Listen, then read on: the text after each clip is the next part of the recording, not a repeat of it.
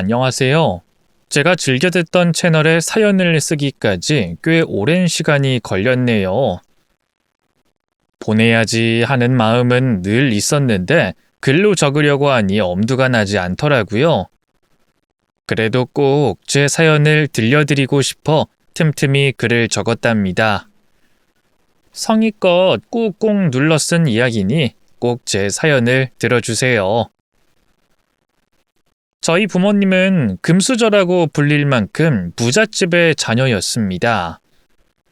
그래서 조부모님들의 도움으로 사업을 운영하셨고 벌이가 좋으셔서 저를 금이야 오기야 키워주셨답니다. 저는 미대를 나왔고 화가로 활동하기 시작했는데 사실 유학파도 아니고 유명하지도 않아 전시회를 열면 지인들이나 친구들만 찾아왔답니다. 그림으로 성공하는 게 어렵다는 걸 여러 번 깨달아서 부모님 등허리를 그만 휘게 하고 다른 일을 찾기로 결심했어요. 처음엔 미련이 남아 많이 아쉬웠는데 저보다 잘난 화가들이 넘치도록 많다는 걸 현실적으로 깨닫고 나서 과감하게 그림을 접어버렸습니다. 제가 선택한 직업은 일러스트 디자이너였어요. 캐릭터를 그리고 상품화하는 일이었죠. 초봉은 얼마 되지 않았지만 인정받을 실력이 되면 급부상할 만한 직업이었습니다. 부모님이 당신들의 회사에 들어오라고 했지만 거기엔 제가 할 수 있는 일이 없을 것 같아 정중하게 거절했어요. 직장 생활을 하면서 여러 사람을 만나게 됐고 그중 거래처 남직원과 인연이 되어 연애를 하게 됐습니다. 호감형 외모에 일도 열심히 하고 야망까지 있는 걸 보니 나중에 결혼하면 굶어 죽진 않겠다 싶어서 마음을 열고 열렬히 사랑했답니다. 2년 동안 서로를 믿고 의지하면서 결혼할 만큼 가까워졌죠.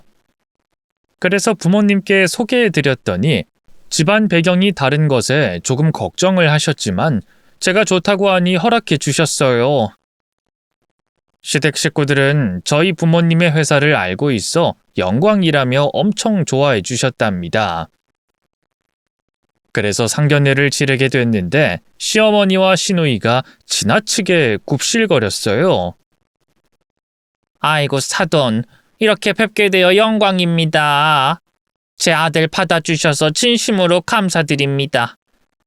사돈 어른과 안사돈이 아주 유명한 사업가 아닙니까? 이렇게 훌륭한 집안이 저희와 사돈이 된다니 참으로 감격스럽습니다. 잘 좀 부탁드려요. 아이 사돈, 너무 그러지 마세요. 저희도 똑같은 사람이고 특별한 거 없습니다. 그리고 한 식구가 될 텐데 너무 극존칭을 쓰면서 90도로 인사를 하시니 좀 부담스럽네요. 아유, 네네. 그럼 편하게 대하겠습니다, 사돈. 근데 애들이 결혼하게 되면 제 아들을 사돈 회사에 다니게 해주실 건가요? 글쎄요. 지금 당장 결정하기보단 시간을 두고 고민해보는 게 좋겠네요. 제가 듣기로는 김서방이 사업을 하고 싶어 하는 걸로 알고 있습니다. 이 녀석이 꿈이 너무 커서 탈이에요. 제 생각으로는 사돈 회사에 들어가서 후계자로 크는 게 100번 낫다고 생각하거든요. 사돈 생각은 어떠세요? 시어머니는 친정 부모님한테 회사 이야기만 하셨습니다. 이런 상황이 자주 있어서 이해 못하는 건 아니었는데 처음 만나는 자리에서, 그것도 상견례 자리에서 남편의 진로에 대해 이야기를 나누니 불편하더라고요. 결국 아빠가 언제든지 남편을 회사로 데려오겠다며 시어머니를 안심시켜줬습니다. 아유, 사돈 고맙습니다. 그럼 우리 아들의 장래는 사돈 손에 달렸군요. 저희가 잘할 테니 부디 잘 키워주셔서 능력 있는 놈으로 만들어주세요. 네네. 김서방이 출중한 사람이니 알아서 잘 할 겁니다. 그럼 결혼 이야기로 넘어가죠. 그렇게 남편의 장래 이야기를 끝내고 신혼집과 혼수에 대한 이야기를 짧게 나누고 잘 협의해서 대화를 끝냈습니다. 마저 코스 요리를 맛보고 양가 식구가 기분 좋게 헤어졌죠. 그리고 얼마 뒤 많은 사람들의 축복 아래 남편과 결혼식을 올리게 됐습니다. 신혼생활은 연애 때와 별반 다르지 않았어요. 남편이 배려심이 워낙 커서 사소한 다툼도 하지 않았답니다. 그런데 한 달 만에 큰 사건이 벌어지면서 제 인생에 큰 슬픔이 찾아왔습니다. 부모님의 회사가 망해버렸어요. 여러 업체들과 손을 잡고 만든 신제품 기기에 여러 문제가 있다는 게 잡혀서 모두 폐기 처리와 환불 처리를 해야만 했답니다. 투자자들이 발을 빼는 건 물론이고 고발하는 사람들이 너무 많아서 회사를 접는 방법 말고는 다른 수가 없었습니다. 아빠는 모든 게 자신의 탓이라 여겼는지 회사가 망하고 충격을 받은 채 술로 하루를 지내시다가 몇 주 뒤에 뇌출혈로 돌아가셨어요. 엎친 데 덮친 격으로 사건이 터지면서 제 멘탈은 정상이 아니었습니다. 아빠를 잃은 슬픔은 어떤 형용사로도 표현이 되지 않을 만큼 슬펐답니다. 엄마도 회사와 아빠가 그렇게 돌아가신 것에 자책하시며 힘들어하시며 하루를 힘들게 버티셨네요. 저희 집안이 이렇게 망하게 되자 시어머니의 태도가 확 바뀌었습니다. 시누이를 매일 달고 다녔는데 신혼집에 찾아와서 저에게 시비를 심하게 걸더군요. 야, 너희 집 사업은 다시 재기 불가능한 거냐? 내 아들을 끝까지 책임지겠다는 약속은 어떻게 되는 거니? 하, 결혼한 지 한두 달 만에 아주 별의별 꼴을 다 보는구나. 내 아들 인생 어떻게 보상할래? 어머님, 안 그래도 저 힘들어요. 그런 말씀하시면 속만 더 타들어간다고요. 저희 집안이 사업가 집안이어서 절 받아주신 거예요? 다른 면은 전혀 보지 않으셨던 건가요? 이 기집애가 우릴 뭘로 보고 이런 개소리를 하지? 야, 너희 집안이 망해도 정도껏 망했어야지. 완전 길바닥에 나앉을 정도로 심하게 망했으니 걱정이 돼서 하는 말 아니야. 어머님, 아무리 힘들어도 어머님한테 손 벌리지 않을 거예요. 제 남편한테도 도움받지 않을 거라고요. 염려하지 마시고 그냥 지내시던 대로 지내시면 됩니다. 제가 좀 세게 대답했더니 시누이가 제 이마를 손가락으로 밀더군요. 이년 봐라. 야, 너 망하니까 눈에 뵈는 게 없냐? 네 부모가 우리 동생 키워주고 우리 집안까지 업그레이드 시켜줄 줄 알고 널 허락해 준 거야. 그게 아니면 네 년이 뭐가 볼 게 있다고 우리가 받아줬겠냐? 형님, 그만하시죠. 저랑 남편은 아무 문제 없습니다. 그이는 제가 망했어도 상관없다고 했다고요. 그이가 절 포기하지 않는다고 했으니 두 분이 이렇게 찾아와서 절 훈계하는 거 그만 좀 하세요. 부모님 사업이 망하면서 저도 회사에서 잘려 집에서 살림만 하면서 지냈습니다. 실력과 상관없이 인원을 감축하는데 희생양이 된 거죠. 이 한심한 백수년이 내 아들 등골을 빨아먹으면서 지내겠다? 이거 아주 철면피가 따로 없네. 야, 넌 애비한테 이렇게 살라고 배웠냐? 아, 애비는 이제 없으니까 애미가 가르쳤겠구나.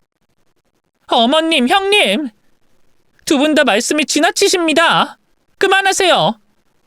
계속 이러시면 저도 못 참습니다. 눈을 부릅뜨고 대들었더니 시누이가 또 손가락으로 제 이마를 밀면서 뒷걸음치게 만들었어요. 야, 이년아. 사기 결혼 당한 내 동생 생각은 안 하냐? 네 집에서 키워주겠다고 후계자로 삼겠다고 허풍 그렇게 떨더니 한순간에 망해버렸잖아. 이건 누가 봐도 사기라고.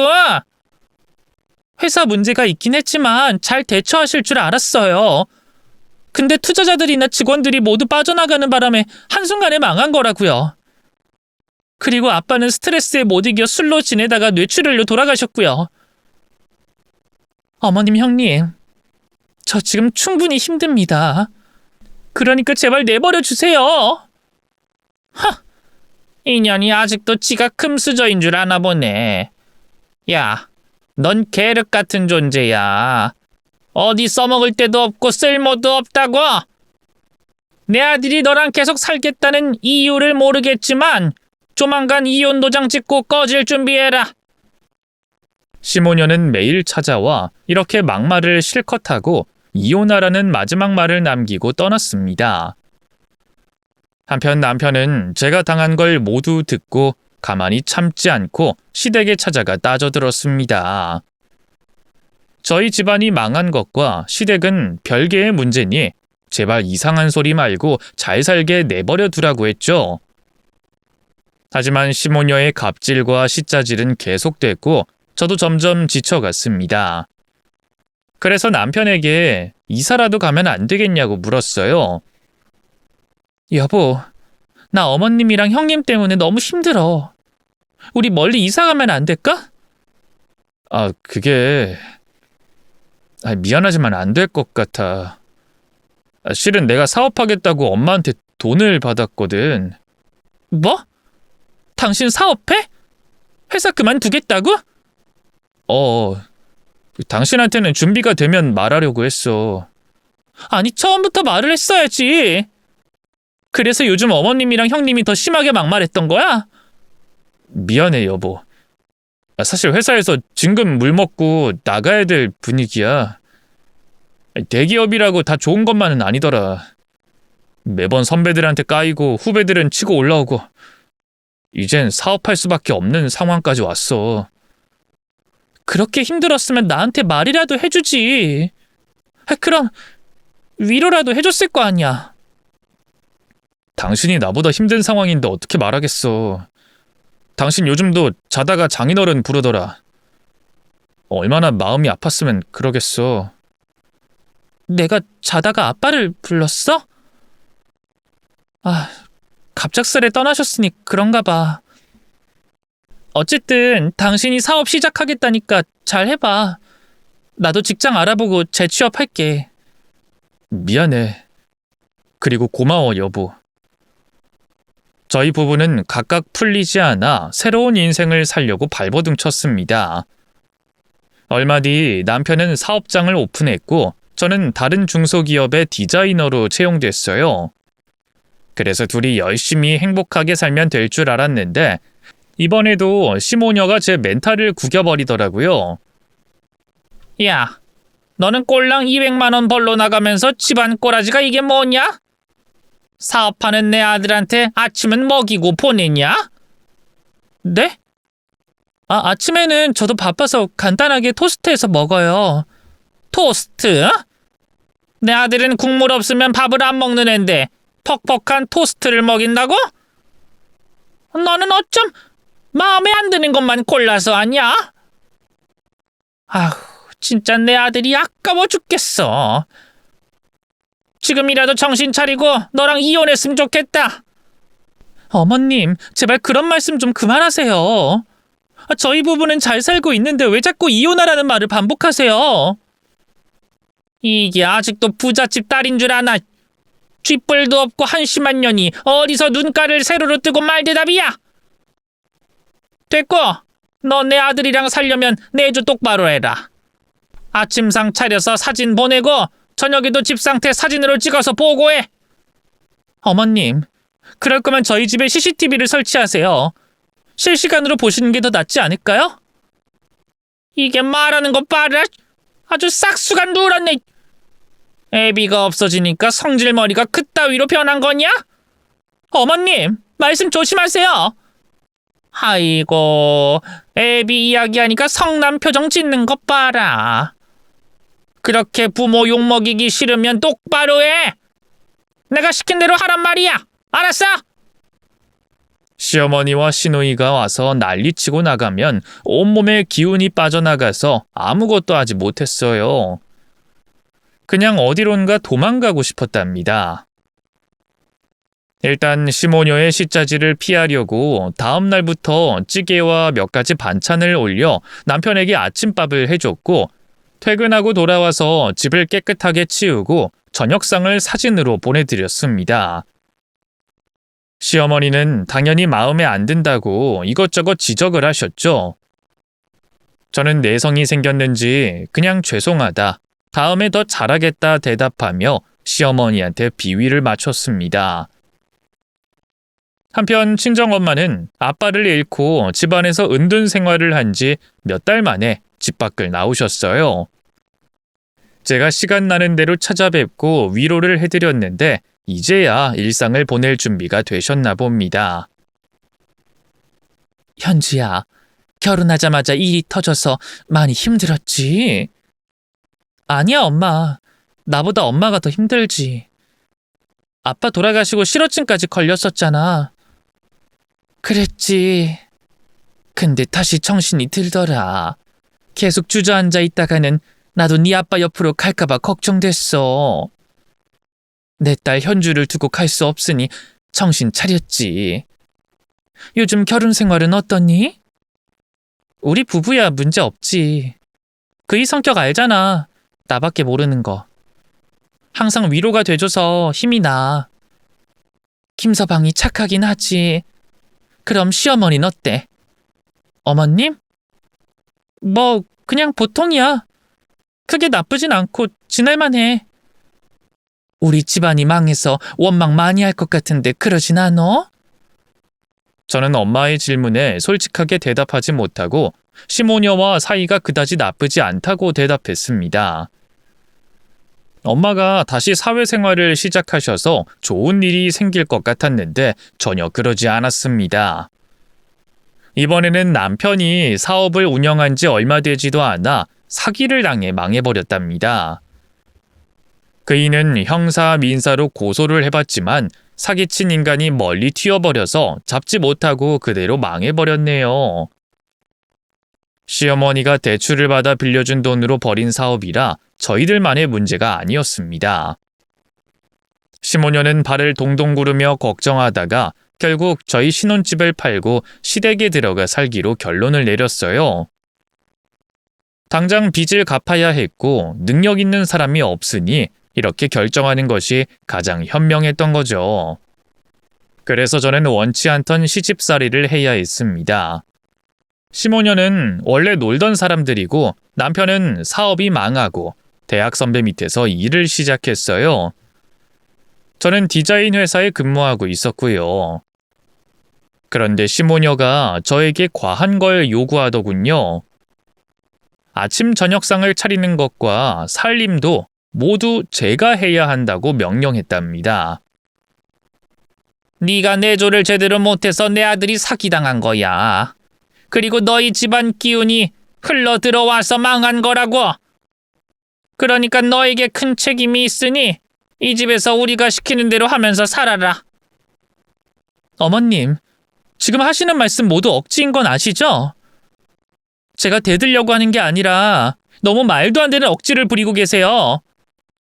그리고 저는 직장 다니는 사람이잖아요. 어머님이랑 형님은 집에 계시고요. 저 생활비 드릴게요. 그러니까 저 숨 좀 쉬게 해주세요. 뭐야?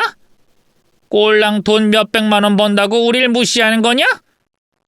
집에서 노는 우리가 살림하라 이거야?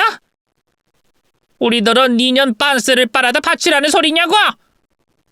제 빨래랑 저희 방 청소는 제가 할게요. 다만 아침 저녁을 차리는 건 힘들 것 같아요. 어머님, 부탁 좀 드릴게요.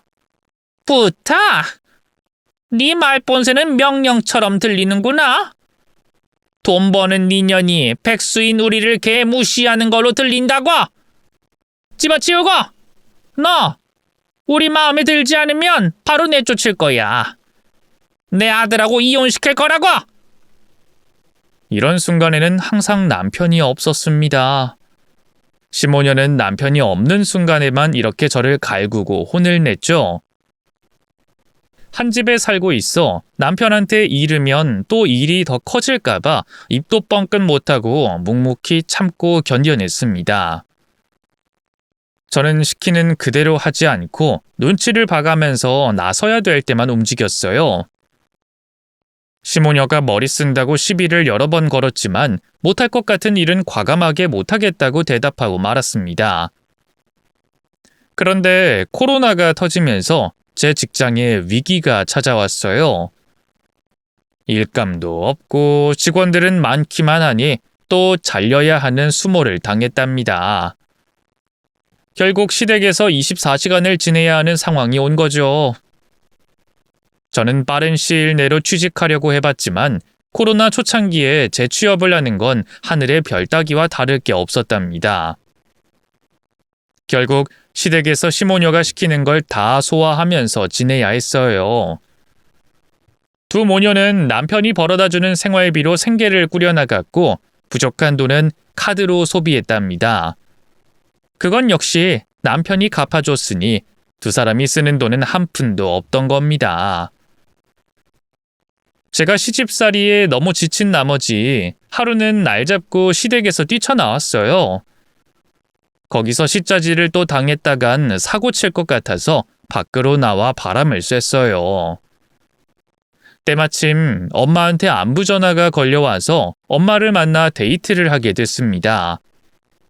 저는 시댁 일을 비밀로 하려고 했는데 제 자신이 너무 힘들었는지 저도 모르게 엄마한테 고자질을 하고 있더라고요. 엄마는 얼굴이 붉어지며 이대로 두면 안 되겠다 싶었는지 다음에 시댁으로 찾아오셨습니다. 비싼 선물을 사오셔서 선물하며 저를 잘 봐달라고 부탁을 하셨는데 시모녀는 엄마의 선물을 비웃더라고요. 사돈, 많이 약해지셨네. 정말 망하긴 망하셨나 봐요. 꼴랑 명품 지갑이라니? 핸드백이라도 사와야지. 쪼매난 지갑이 뭡니까? 모양 빠지게. 어쨌든 선물이니까 넓은 마음으로 받아주겠습니다. 그런데 다음부턴 좀 더 신경 써서 가져오세요. 맞아요, 사돈. 우리가 올케 때문에 얼마나 신경이 많이 쓰이는 줄 아세요? 올케 버르장머리가 하늘을 찌른다고요. 같이 사는 게 괴로워 죽겠다 이 말입니다. 그러니까 다음부턴 선물 좀 크게 해와요. 두 분이 제 딸을 데리고 사느라 고생이 많으십니다. 저희 회사가 망해버렸으니 이것밖에 못 드리는 거 사과드립니다. 다시 재기할 계획이니 조금만 기다려주세요. 재기요? 알거지라는 걸 뻔히 다 아는데 무슨 재기를 한다는 거요? 사돈, 지금 코로나 시국인 거 잊으셨어요? 망하는 사람이 수두룩한 요즘에 무슨 재기를 한다고? 사돈, 세상 물정 모르고 사업하다가 또 전처럼 말아먹습니다. 그냥 조용히 어디 가서 알바나 하세요. 듣자 하니 원룸에서 산다면서요? 딱하기도 해라. 거기 불편하면 저희 집으로 들어와서 지내요. 모녀가 나란히 가정부로 지내는 것도 나쁘지 않겠네요. 사돈, 처음 뵀을 때랑 많이 다르네요. 그때는 참 순수하고 바른 분들인 줄 알았는데 제가 착각한 모양입니다. 뭐요? 그때 우리가 좀 굽실거렸다고 아직도 사돈 미친 줄 알아요? 사업 말아먹고 남편까지 저 세상 갔으면 현실을 좀 파악하세요. 우리한테 넙죽 절을 올려도 시원찮을 판이라고요. 이럴 줄 알았으면 애초에 결혼도 시키지 않았을 겁니다. 제가 부족한 탓이죠. 사업 운영에 큰 신경을 쓰지 못해 사고가 벌어져서 그리 된 겁니다. 그런데 세상 떠난 남편 이야기는 꺼내지 마시죠? 어머, 사돈, 지금 저한테 짜증내는 거예요? 망해서 오갈 데 없는 애를 거둬줬는데 태도가 굉장히 불량하십니다. 불쾌했다면 사과드릴게요. 사돈, 제 딸 잘 좀 부탁드릴게요. 그럼 나중에 꼭 은혜를 갚겠습니다. 은혜는 아무나 갚나? 거지꼴 돼가지고 떵떵거리는 소리만 하고 자빠졌네. 할 말 다 했으면 그만 가봐요. 우리 집에 남이 둘이나 앉아있으니 불편하네요. 시모녀는 저희 엄마한테까지 막말을 서슴지 않고 하더군요. 그 순간 두 모녀의 뺨따기를 날리고 나가버리고 싶었습니다. 하지만 엄마가 끝까지 고개 숙이며 저를 잘 부탁한다고 말씀하는 걸 보고 꾹 참았어요. 시모녀는 저희 엄마가 선물한 명품 지갑을 당근 거래로 팔아버렸습니다. 그 돈으로 놀러 다니더라고요. 참 가지가지하는 진상 모녀라는 걸 다시금 깨달았답니다. 저는 이 모녀와 최대한 붙어 있으면 안 되겠다 싶어서 빨리 알바를 구해서 일을 시작했어요. 코로나 시국에도 일이 많다는 택배 회사에 하루 8시간씩 알바를 하게 됐습니다. 일은 진짜 힘들더군요. 무더위에 선풍기도 없이 창고에서 일하는데 매일 땀 범벅이가 되어 시댁에 돌아갔답니다. 아우 냄새! 너 어디 쓰레기장 다녀왔니? 이 썩은 내 어떻게 할 거야? 어머님, 일하면서 땀이 많이 나서요. 너 그 말 나온 김에 그 생활비는 언제 줄 거냐? 알바한 지 한 달 다 돼가는 것 같은데. 안 그래도 다음 주에 월급 나와요. 그때 드릴게요. 그래. 아무리 한 식구여도 줄 건 줘야 한다. 우리가 공짜로 먹여주고 재워주고 있으니 생활비는 기본적으로 줘야 해. 네, 어머님. 당연하죠. 저도 같은 생각입니다. 그렇게 시어머니는 매달 50만 원씩 저에게 생활비를 받아가셨습니다. 물론 남편에게도 받아갔고요. 그렇게 몇 달 지내다가 택배회사에도 일감이 줄어들게 되면서 알바생들에게 그만 나오라는 통보를 했답니다. 2달 반 만에 다시 백수가 됐죠. 일할 곳을 찾아봐도 구해지지 않아 곤욕이었네요. 시모녀는 이런 저에게 한심하고 쓸모없는 년이라는 막말과 욕설을 했고 생활비를 안 내면 재미없을 줄 알라고 경고까지 하더군요. 그러던 어느 날 샤워를 하던 중에 갑자기 뜨거운 물이 나오지 않더라고요. 화장실 문을 살짝 열고 시누이에게 보일러를 켜달라고 했습니다. 형님, 따뜻한 물이 안 나와서 그러는데 보일러 좀 봐주실래요? 그러자 시누이가 희죽거리고 시어머니가 저를 향해 쿵쿵 걸어오며 삿대질하며 소리치더군요. 돈도 못 버는 백수년이 어디서 따순물을 써? 너 생활비 준 게 언제야? 지난달에 준 게 끝이지? 그럼 따순물 쓸 자격이 없으니 찬물로 씻어라. 그것도 감지덕진 줄 알아.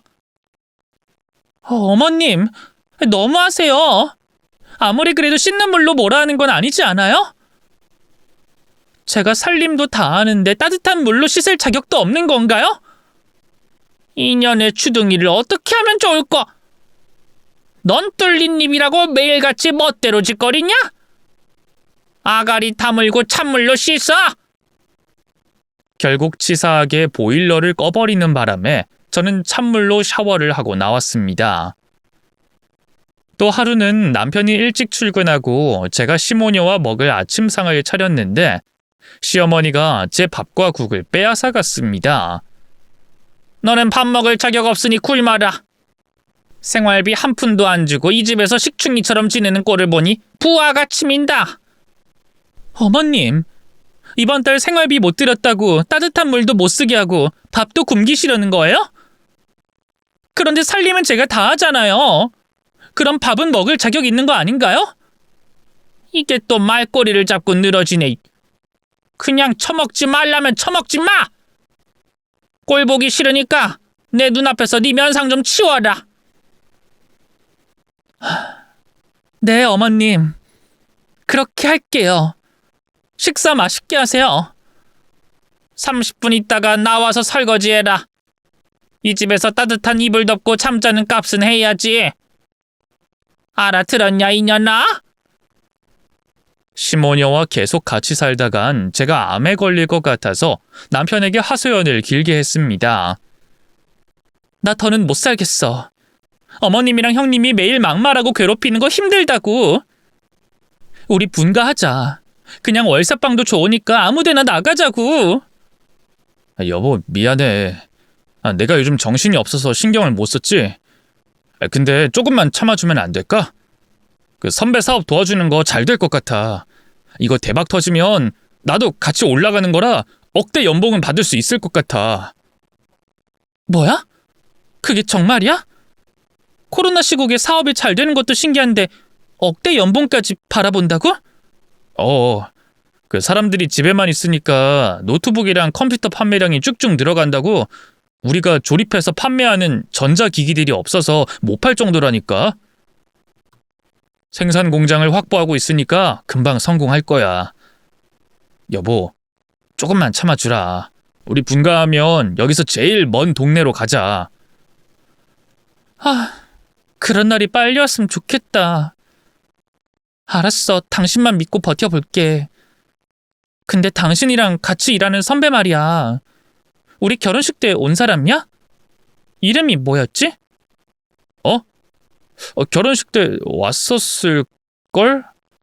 이름은 박영훈이고. 그래? 이름은 처음 듣는 것 같네. 아무튼 알겠어. 나중에 그 선배한테 고맙다고 밥이라도 사야겠다. 남편이 희망적인 이야기를 해줘서 조금 더 버텨보기로 했답니다. 15년은 매일 시짜지를 심하게 했고 저는 그걸 억지로 들어가면서 살림을 했죠. 그러다 하루는 밖에서 고생하는 남편을 위해 뭐 하나 해줄 생각이 없냐고 혼을 내시더군요. 야, 너는 네 남편이 밖에서 고생하는데 도시락도 한번 싸다 주지 않고 있냐? 생각해보니 그러네요. 죄송해요, 어머님. 요즘 정신이 없어서 그런 생각을 못했네요. 그럼 말 나온 김에 오늘 도시락 싸서 찾아가 봐야겠어요. 머리를 장식으로만 달고 있지 말고 생각이라는 걸 좀 하고 살아라. 내가 말하지 않았으면 내 아들이 어디서 무슨 일 하는지도 모르고 살 거 아니야. 저는 잔소리를 들으면서 도시락을 준비했고 남편의 명함에 적힌 주소를 찾아갔습니다. 시댁에서 멀지 않아 택시로 10분 만에 도착했어요. 도시락을 들고 건물 안으로 들어가 남편이 일하는 사무실에 도착했습니다. 유리문을 밀어보니 잠겨있지 않더라고요. 그런데 안에는 아무도 보이지 않았답니다. 사무실 안을 돌면서 구경하다가 또 다른 문이 보여 노크를 해봤어요. 계세요? 누구세요? 여보, 나야, 나. 뭐? 당신이라고? 도시락 좀 싸왔어. 문 좀 열어봐. 여보, 그 도시락 놓고 그냥 가면 안 될까? 내가 지금 중요한 일을 하는 중이라. 거기 창고 아니야? 멀쩡한 사무실 두고 창고 안에서 뭐 하는 거야? 문 좀 열어봐봐. 당신 선배라는 사람은 어디 있는 거고? 남편은 당황했는지 아무런 말도 하지 않더라고요. 창고 문을 열려고 해봤는데 안에서 잠가놓은 것 같았죠. 그 순간 저도 모르게 의심이 들었고 흥분해서 발로 문을 뻥 차버렸습니다. 끽 소리가 나며 창고 문이 열렸는데 남편과 어떤 여자가 창고 바닥에 깔린 매트 위에서 그 짓을 하고 있더라고요. 이게 뭐 하는 짓이야? 이 미친 자식아! 여보, 그게 말이야. 이게 어떻게 된 일이냐면. 상간녀가 누군지 물어봤더니 같이 일하는 선배가 바로 그 여자였답니다. 그럼 나한테 거짓말한 거네? 이름이 박영훈이라며? 이름이 영훈이 누나가 맞아. 남자 이름이긴 해도 진짜 누나 이름이 영훈이야. 내가 성별을 묻지 않은 게 문제였구나. 여하튼 당신이랑 영훈이 인연은 오늘 대졌어. 저는 더 자세한 설명을 들을 필요가 없어 도시락통을 휘둘러 남편 머리통을 날려버렸고 상간녀 몸에 올라타서 도시락통이 망가질 때까지 패줬습니다. 알고 보니 남편이 같이 일하게 된 선배가 그 여자였고 둘은 처음 사업을 시작하면서부터 불륜 사이였던 겁니다. 각자 가정이 있었고 회사 안에서 이렇게 바람을 피우고 지냈던 겁니다. 저는 분이 풀리지 않아 상간녀와 남편을 매트 위에 올려놓고 뾰족 구두로 겁나게 밟아줬습니다.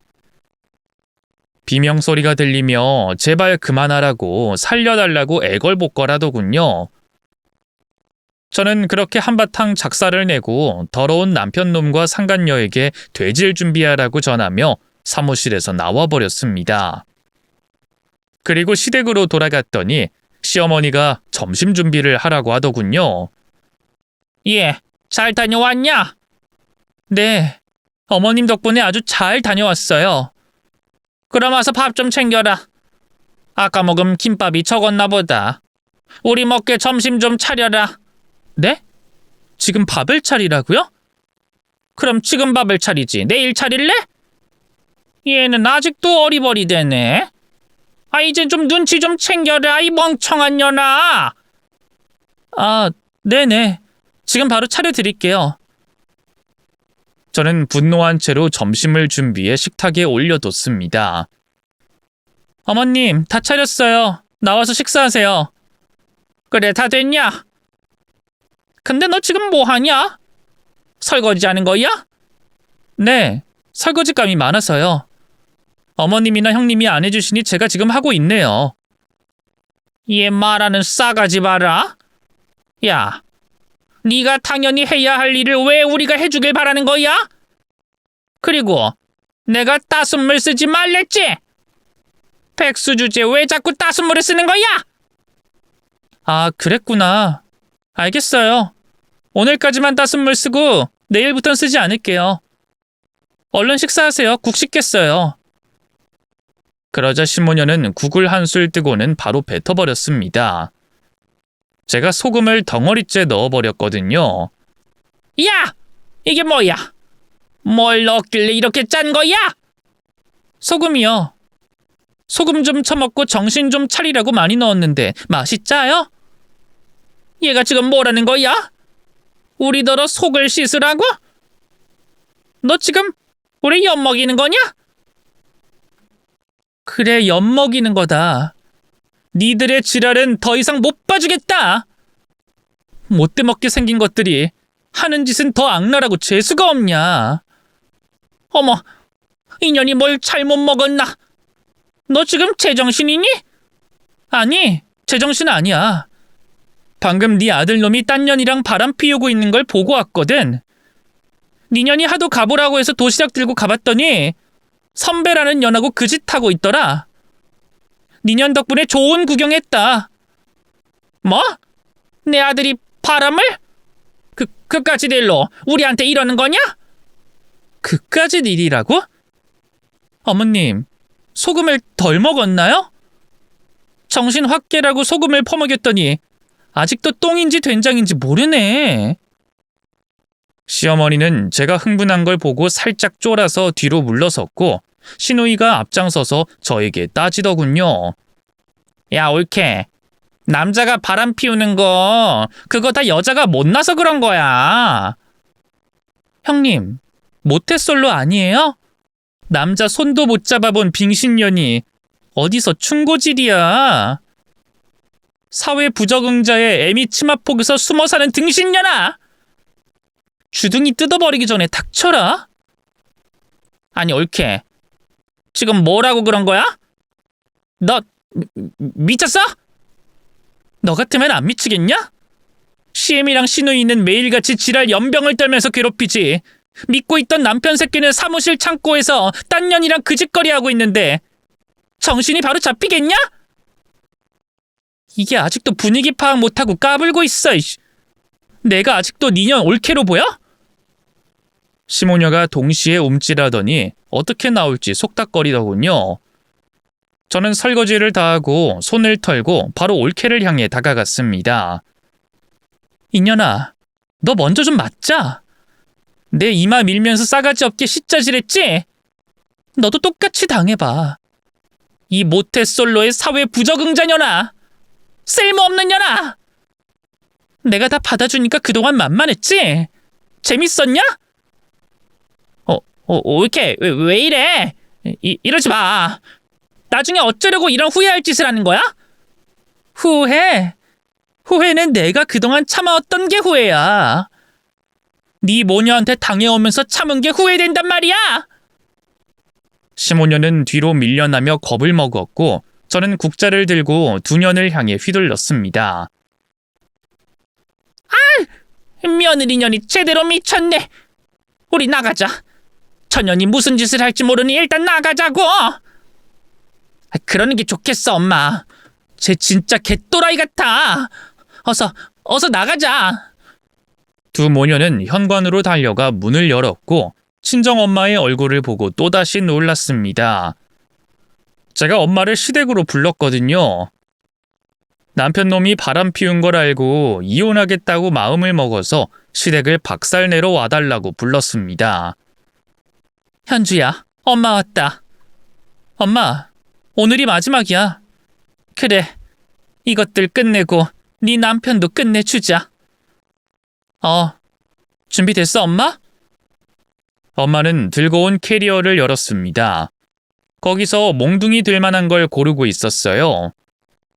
나야 준비됐지. 넌 국자로 혼내주게? 그럼 난 뭘로 하지? 자, 보자. 뭐가 좋으려나? 엄마, 거기 마늘 빻는 절구 있네. 그게 좋겠다. 그거 옹골 차서 엄청 아플 거야. 그럼 시작해볼까? 어허, 절구가 있었구나. 그래, 바로 시작해보자. 저와 엄마는 시모녀를 향해 국자와 절구를 사정없이 휘둘러서 바닥에 때려 눕혔습니다. 화가 풀릴 때까지 사정없이 두들겨줬어요. 이윽고 시모녀가 살려달라며 애원하더군요. 사돈, 이러지 마세요. 나중에 우리 얼굴 어떻게 보려고 그러세요? 니들 면상 다시 볼 일 없거든? 오늘로써 내 딸을 구하는 거야. 이 쓰레기 잡종년들아. 내 딸한테 따뜻한 물로 샤워도 못하게 했다면서? 밥도 굶겼다며? 이 개념 없는 년아! 엄마가 시모에게 소리를 지르며 공격하자 시누이가 저에게 빌더군요. 옳게, 이러지 마. 자네 우리 덕에 먹고 살았잖아. 그걸 알면 이러면 안 되지. 니들 덕에 먹고 살았다고? 에라이 날강도들아! 생활비는 매달 뜯어가면서 살림은 죄다 나한테 시켜먹고 시짜질만 겁나게 했잖아. 니들한테 얼마나 욕을 많이 먹었으면 환청까지 들린다고. 자다가도 니년들이 욕하는 소리가 귓가에 들려서 벌떡벌떡 깬다고 이년들아. 우리 집안이 망했다고 무시하고 모욕하고 쌍욕했지? 니들이 나한테 부당한 대우한 거 모두 다 벌받게 해줄 거야.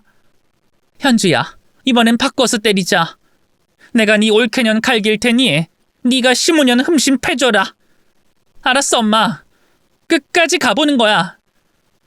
저희 모녀는 시모녀를 먼지가 나도록 두들겨줬고 기절한 상태가 되자 멈췄습니다. 그리고 현관문 열리는 소리가 들리더니 남편이 들어오더군요. 시간을 제대로 맞춰서 들어오니 매우 반갑더라고요. 당신 왔어? 잘 왔네. 자, 이젠 당신 차례야. 김서방, 다른 년이랑 구르다가 왔다며? 자, 이번엔 니놈 애미랑 누나랑 같이 바닥에서 굴러봐라. 장모님, 고정하세요. 여보, 우리 대화로 풀자. 지금 이게 다 뭐하는 짓이야? 저와 엄마는 남편의 말을 무시하고 그이의 다리를 걷어차서 넘어뜨린 후 몽둥이를 마구잡이로 휘둘렀습니다.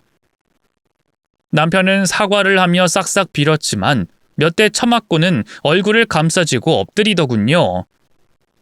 장모님, 그만하세요. 이게 다 뭐하는 짓입니까? 여보, 내가 잘못했어. 선배가 자꾸 꼬시는 바람에 어쩔 수 없었다고. 둘이 하는 거 봤는데 니놈이 더 좋아하던데? 나랑 할 땐 그런 표정 안 지었잖아. 뭐? 그건... 여보, 제발 한 번만 봐줘. 지금 우리 둘 다 형편이 어렵잖아. 같이 먹고 살려면 이 정도 일은 봐줄 수 있지 않겠어? 남편 놈이 정신 못 차리고 헛소리를 하자 친정엄마가 말문을 열었습니다. 김서방, 나 제기했어. 내가 지난번에 제기하겠다고 하니까 다들 비웃었지? 다시 회사 차려서 잘 돌아가고 있다고. 아직 날 믿어주고 투자해주겠다는 사람들이 많아서 수월하게 진행됐지. 어쨌든 자넨 오늘부로 끝장이야. 저와 엄마가 세 사람을 향해 국자와 절구를 휘두르자 시어머니가 두 손을 높이 들며 말하더군요. 사돈! 제기하셨다고요? 그럼 다시 회사가 돌아가는 겁니까? 그럼 우리 아들을 후계자로 써줄 수 있는 거죠? 우리 아들 결혼할 때 후계자로 드린다는 약속 잊지 않으셨죠? 이 여편네가 분위기 파악 못하고 여기서 후계자 소리를 하네? 이딴 집구석에서 고생한 내 딸이 가엾네. 현주야, 끝까지 조지자. 사돈, 이제라도 바로 잡으면 좋잖아요. 사돈이 망해서 우리가 피해본 거 따지지 않을 테니 사돈도 이제 그만 화 풀고 다시 잘 지내봅시다. 세아가, 너도 그만하고 말로 하자. 이것들이 아직도 내 딸이 지들 며느리인 줄 아네. 이것들아, 너희는 오늘부터 인생 망하는 게 뭔지 보여줄게. 내가 법이든 인맥이든 다 끌어다가 니들 식구들 초전박살 내주겠어. 아유, 미안합니다, 사돈. 내가 죽일 년이에요. 이렇게 다시 잘 될 줄 알았으면 그러지 않았을 텐데. 사돈, 한 번만 봐주세요. 결국 세 사람은 입도 뻥끗 못할 정도로 흠신 두들겨 패줬습니다. 저와 엄마는 캐리어에 제 짐을 싸서 시댁에서 나왔답니다. 이제 진짜 복수가 뭔지 금융치료를 해줄 차례가 왔습니다.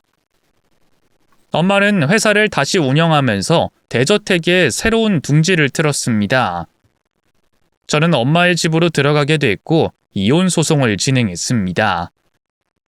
제가 그동안 당했던 부당한 대우와 부모님 욕설, 모욕 등 음성으로 모두 녹음해둬서 증거로 제출하게 됐고 시모녀에게 당하고 사는 동안 정신과에도 몇 번 찾아가 진료를 받은 게 있어서 그것까지 증거로 제출했답니다.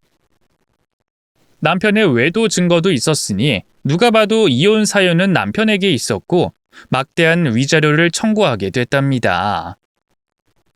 남편이 그 선배라는 여자와 사업을 일으키고 있었는데 제가 상간녀 손해배상 고소를 하고 상간녀의 남편에게 사실을 밝혀서 사업이고 뭐고 다 산산조각 났답니다. 그래서 위자료 줄 돈이 없던 남편은 시댁을 담보로 대출받아 돈을 지급했어요. 그렇게 모든 게 끝이 났는데 시댁 식구 셋이 찾아왔습니다. 전 남편은 위자료를 다 못 줄 것 같으니 깎아달라고 싹싹 빌었고 시모녀는 다시 재결합하자는 등신 같은 소리를 하더군요. 여보, 나 진짜 돈 없어. 당신이 영훈 선배 남편한테 다 말해서 사업은 물 건너갔고 당신 위자료에 상간남 손해배상금까지 줘야 해. 나 진짜 돈 없어서 그러는데 조금만 깎아주라. 현주야, 나의 며느리자 딸아. 이 애미가 서운하게 한 거 모두 잊고 우리 다시 한 식구로 예쁘게 살아보면 어떨까? 이 시애미의 마음이 느껴지지 않니? 오이케, 그동안 옳게 생각 많이 했어. 역지사지를 생각해보니 우리가 심하긴 했더라. 사과할 테니까 우리한테 돌아와. 기회를 다시 한번 줘. 저는 주저하지 않고 세 사람에게 주먹을 마구잡이로 날렸습니다. 그러자 되돌리지 못한다는 걸 제대로 느낀 시댁 식구들이 주랭랑을 쳤답니다. 얼마 뒤 저는 엄마의 회사의 관리자 역할을 하기로 하고 취직했습니다. 일 처리를 한다기보단 배우는 입장으로 들어갔어요. 엄마는 하나부터 열까지 다 가르쳐 주시며 사업을 어떻게 운영하는지 전수해 주셨습니다. 거의 1년 동안 회사와 집만 오가며 바쁘게 살았더니 회사의 규모가 2배 이상 커졌더라고요. 매출이 3배가량 오른 데다 직원들도 2배의 수로 늘어났죠. 엄마의 회사가 창립한 지 2주년이 되자 레스토랑을 통으로 빌려서 파티를 열기로 했어요. 자매 결연한 업체와 거래하는 대표님들을 모시고 만찬을 즐기기로 했죠.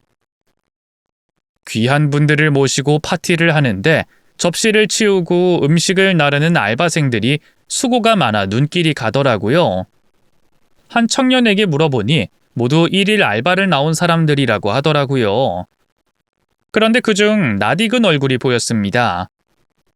다름 아닌 전 시모녀가 앞치마를 두르고 접시를 치우고 닦고 있었습니다. 저는 두 사람에게 다가가 말을 걸었어요. 어머, 이게 누구야? 어머님이랑 형님이시네? 두 분은 평생 일도 안 하고 놀고 먹더니 여기서 알바를 뛰시는 거예요? 아니, 넌 현주? 아니, 내 며느리 아니냐? 설마 여길 통으로 빌려 파티한다는 사람이 너였니? 맞아요. 저희 회사 창립 2주년이라 많은 분들을 초대해서 파티하는 중이에요. 근데 두 분도 다른 의미로 여길 와서 참 재밌네요. 세아가, 너 우리 완전히 잊은 거냐? 세아가, 우린 아직 널 못 잊었다. 너무 미안해서 사과하고 싶었다고. 우리 화해하고 잘 지내보는 게 어떠니? 어디서 수작이에요. 이봐요, 아줌마. 버스 떠난 지가 언젠데 잡으려고 하는 거예요. 날 그렇게 부려먹고 모욕하던 당신들이랑 또 엮이라고요? 딴 년이랑 바람난 놈을 다시 받아주라고? 염치를 엿받고 처먹었나. 제가 쌍스럽게 말하자 시모가 입을 다물었고 시누이가 주둥이를 열더군요. 옳게, 너무 그러지 마. 우리 집 제대로 망했어.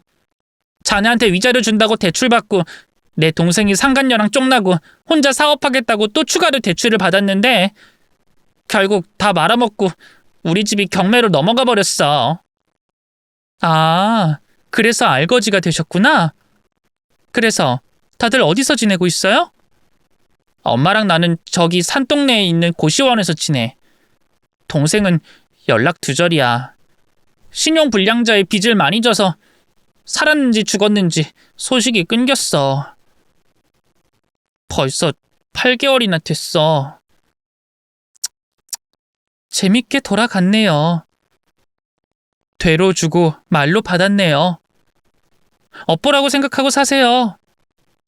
그렇게 최소한 사람처럼 대우했다면 내가 그렇게까지 망하게 두진 않았을 겁니다. 뭐 어찌됐든 다 끝난 일이니 열심히들 사세요. 근데 두 사람 지금 따뜻한 물로 설거지 하시는 거예요? 뭐라 하고 싶지만 참습니다. 저는 주머니에서 5,000원짜리 2장을 꺼내 시모녀에게 팁을 줬습니다. 이거 받고 서비스 좀 제대로 해줘요. 우리 손님들한테 음식 셔틀 제대로 하라고요. 세아가, 현주야, 조금만 더 주면 안 되겠냐? 우리가 일거리가 없어서 고시원비가 밀렸어. 나 연금 나오려면 2년 더 있어야 하는데 그때까지 네가 우릴 도와주면 안 되겠냐? 여전히 눈치가 없고 염치가 없던 시어머니는 그 상황에서 저에게 돈을 요구하더군요. 그래서 전 마지막으로 또 엿을 먹여주려고 레스토랑 주인을 불렀습니다. 네, 고객님. 무슨 일로 부르셨습니까? 이 여자들 여기 일일 알바죠? 나한테 팁을 요구하는데 이래도 되는 거예요? 아니요, 그럴 리가요. 죄송합니다, 고객님. 당장 조치하겠습니다. 주인은 두 모녀에게 일당 따윈 없으니 당장 꺼지라고 하더군요. 싹싹 빌면서 버티려고 했지만 관계자들이 밀쳐내며 쫓아내니 별다른 방법이 없어 건물 밖으로 퇴장했답니다. 저는 진정한 승리를 맛본 것 같아 그날 마신 와인이 너무 달아 연거푸 마시고 또 마셨네요. 그날 이후로 시댁 식구들을 마주친 일은 없었습니다. 어디서 무얼 하고 살지는 대충 뻔하게 예상됩니다. 저는 1년 뒤에 사업하며 만난 파트너와 재혼을 했어요. 엄마가 적극적으로 밀어주길래 한번 만나봤는데 인간성도 합격이고 시부모님의 인성도 최고더라고요.